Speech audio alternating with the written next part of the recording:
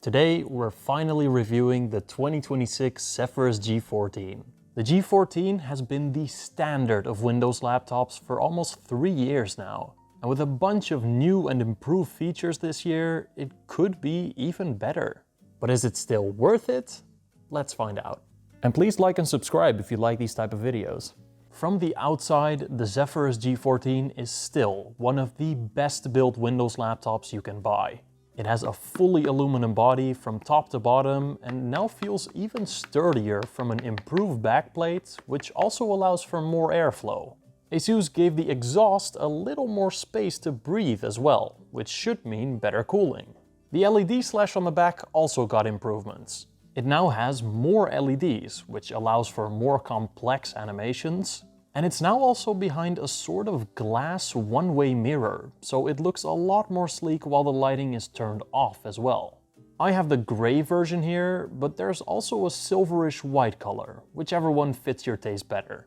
Now this tiny package is still just 1.58 kilograms, which is very lightweight for a gaming laptop and definitely one-handable. Pair this with it being one of the thinnest gaming laptops, and you've got a small, light package that you can take basically anywhere. But inside this tiny laptop are some big specs. This year, the G14 gets a new Intel Ultra 300 chip and a lot higher wattages for its GPU. This is a change because it always used to have an AMD CPU.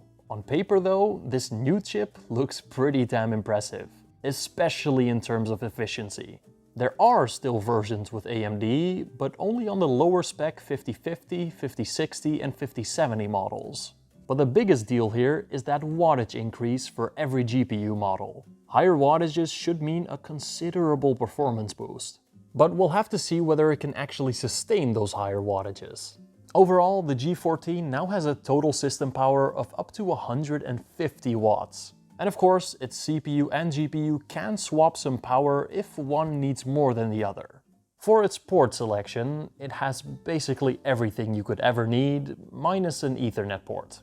It now has a full-size SD card slot, which is pretty cool, and also Thunderbolt 4 instead of just USB 4, since it now has an Intel processor. With the higher power limits that it has, it also needs a higher wattage power brick, which is now almost 300 watts. But it's only a little bigger than last year. It's basically unnoticeable. It can still be charged with any USB-C charger as well, up to 100 watts, and from both USB-C ports, which is very handy. But this won't charge it fast enough if you're actively doing heavy tasks on it, so it might lose some charge. Now let's look at its keyboard. It does have a single zone RGB backlight, which is a lot more visible on this darker color than on the brighter silver one. But I wish they made it a per key RGB, like on the Razer Blade laptops. That would have looked a bit cooler. Here's what the actual keys are like.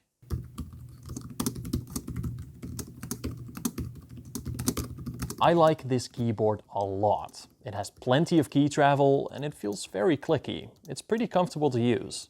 It also stays cool while playing games, since the internal fans actually pull air through the keyboard onto the heatsink.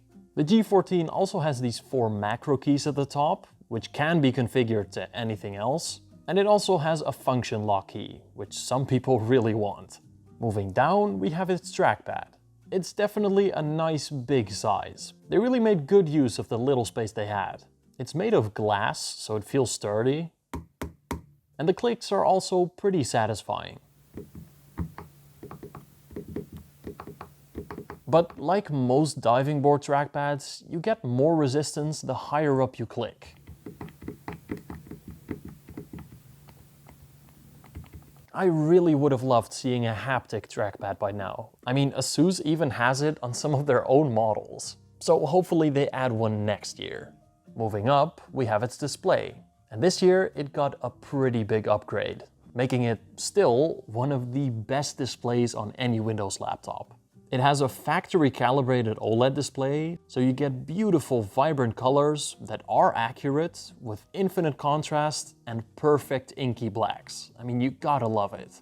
At 3K, it has a ridiculously high resolution, so you're never gonna see any pixels. And 120 Hz is plenty for gaming.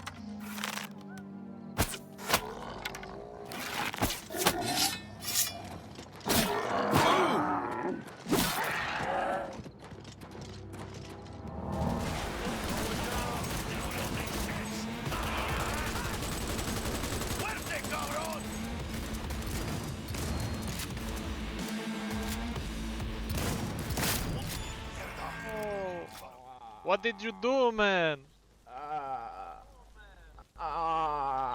No!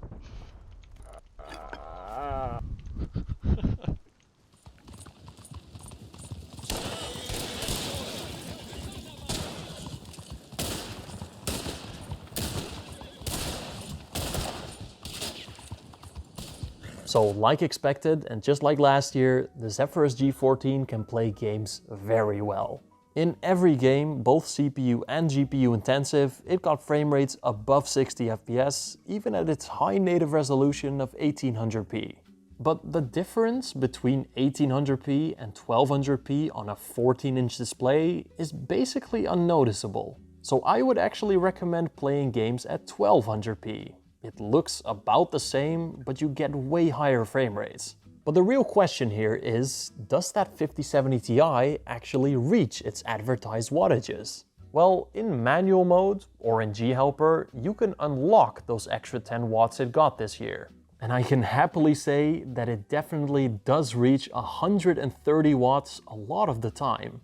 In GPU-intensive games like Cyberpunk and Red Dead, it hovers between 115 and 130 watts most of the time. And for a 14-inch laptop, that was basically unheard of until now. The maximum wattage for a 5070 Ti is 140 watts, so it performs almost exactly the same as laptops that are twice as thick. So in terms of performance, this is absolutely an upgrade. But I know what you're thinking, won't it also run a lot hotter then? Because if you just increase the power limits without improving any cooling, you're gonna get a furnace. But that is exactly what they did to get higher power limits. They improved the cooling. This year's G14 has more holes on the bottom, but more importantly, a way bigger exhaust at the back. The dimensions of the laptop itself didn't change, they just made the holes a little bigger. Now, the G14 actually has a different cooling system depending on its specs. The 5050, 5060 and 5070 models have 3 fans with a regular heatsink, while the 5070 Ti and 5080 models have 2 fans, but with a way beefier heatsink.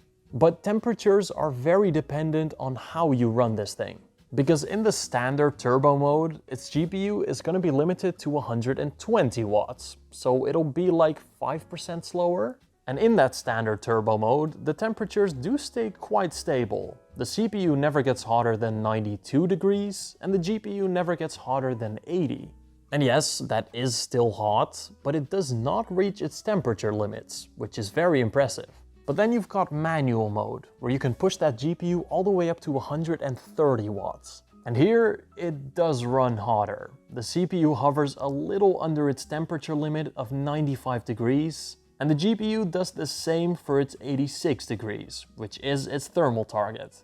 And yes, that is definitely hotter, but still within its thermal range, which is very important. Because you can actually set yourself how hot you want the GPU to run at a maximum by changing its temperature target. And since you can make fully custom fan profiles, you can also just put the fans higher or lower whenever you want. So by default, up to that turbo mode, the G14 does not reach its temperature limits. But you have the freedom to make it go a lot faster. Just make sure it has a bit of room at the bottom to breathe. But what about fan noise? Well, again, it really depends on what profile you're running it on. The default turbo profile is not that loud.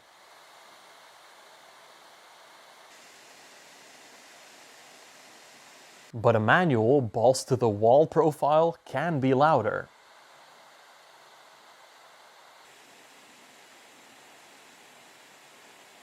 So again, if you prioritize performance, it definitely can be loud, but still not as loud as way thicker, way bigger gaming laptops. But you can also prioritize silence, in which case it runs completely silent. Most importantly though, the Zephyrus G14 does not get hot to the touch while playing games. Since its cooling system pulls air through the keyboard into the heatsink, the WASD keys are pretty much always actively cooled. The middle of the keyboard definitely gets warmer though, and after a couple of hours of intensive use, the keyboard deck gets warmer as well. But just from playing games, it does not get uncomfortably hot, which is pretty important in my opinion. But what does all of this extra power mean for its battery life? Well, it does have that new Intel chip, which is supposedly a lot more efficient. So I tested its battery life in two different scenarios, under light use and during gaming. In the light use test, I played a YouTube video until its battery died, with its display at 80% brightness, at 60 Hz, and with its dedicated GPU turned off. Yes, that's a real number. The 2026 G14 can last over 20 hours while doing simple tasks. And yes, while you're actually using the laptop, that number is likely going to be a lot lower. But the fact that it's even possible to produce numbers like this is just ridiculous. Hell, you can probably even get longer battery life than this if you just turn the brightness down.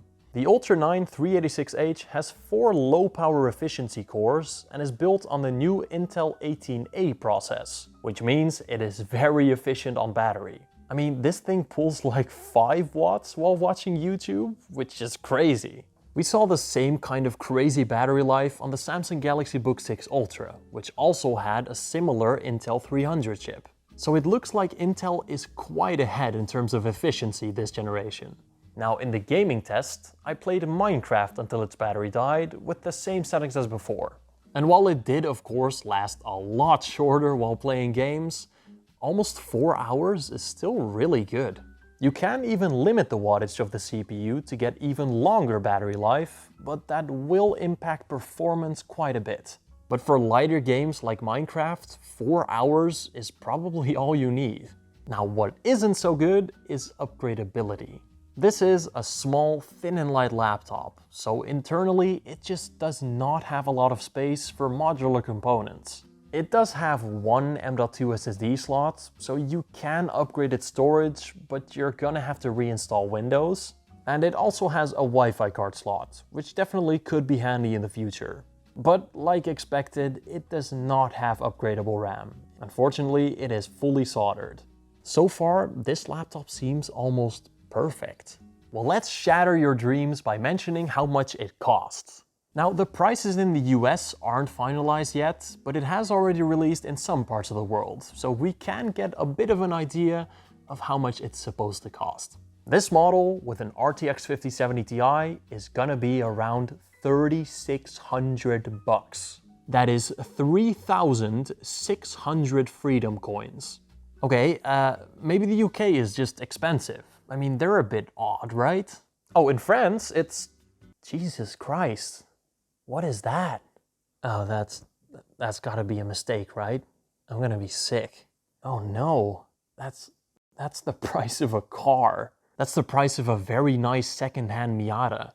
Maybe the base model with a 5060 is... Oh, never mind. Okay, so it's not affordable in any way. But who knows, maybe once the Rampocalypse is over, we'll get some more normal pricing. US prices are always a little lower than the rest of the world anyways, so let's hope it's a little better in the States. I sure as hell hope so. I'll still post some links in the description once it's for sale, and also of the cheaper models that are actually affordable.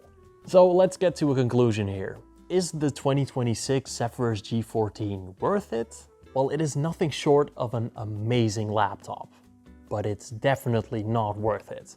This is literally just a better, more refined version of last year.